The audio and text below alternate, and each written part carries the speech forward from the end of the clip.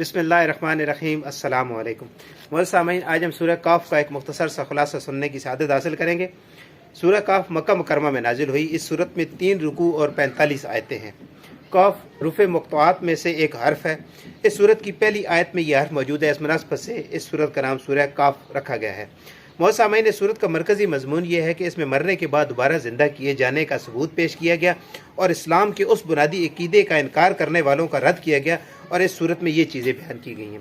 Number 1, इस सूरत की इब्तिदा में आसमानों की सतूनों के बगैर तख्लीक, उनमें सितारों को सजाए जाने, आसमानों में शगाफ न होने, ज़मीन को पानी पर फैलाने, इसमें बड़े बड़े पहाड़ों को नस्ब करने, खूबसूरत पौधे उगाने, आसमान की तरफ से बारिश का पानी नाजिल करके ज़मीन में दरख्त और अनाज उगाने और इनके फ़वाइद बयान करके मुर्दों को ज़िंदा करने पर अल्लाह ताला के कादिर होने के दलाइल बयान किए गए हैं।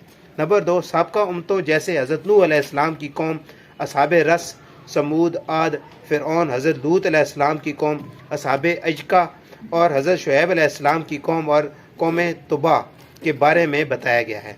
जब उन्होंने अल्लाह ताला के रसूलों को झुटलाया तो उन पर अल्लाह ताला का अजाब नाजिल हुआ।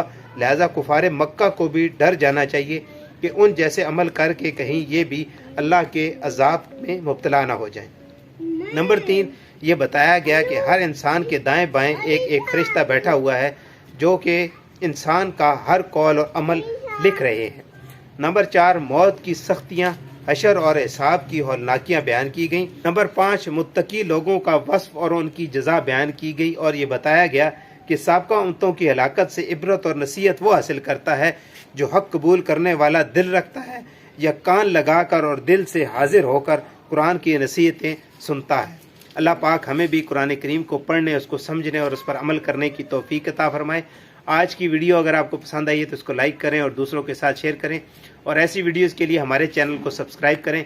मिलते हैं नेक्स्ट वीडियो में, तब तक के लिए अपना और अपने इर्द गिर्द के लोगों का बहुत सारा ख्याल रखें। अल्लाह हाफिज़।